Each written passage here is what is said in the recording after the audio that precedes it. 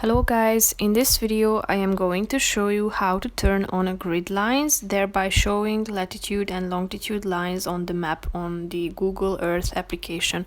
But first I just want to mention, don't forget to subscribe to my channel, because at 10,000 subscribers I am going to show you my whole YouTube revenue statistics and growth strategy, how to make money online. So let's jump into it.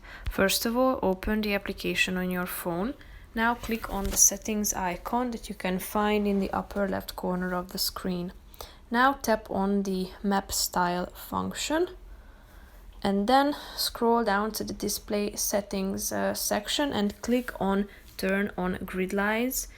So if you go back to the map, you will see that there are the longitude and latitude lines on the map.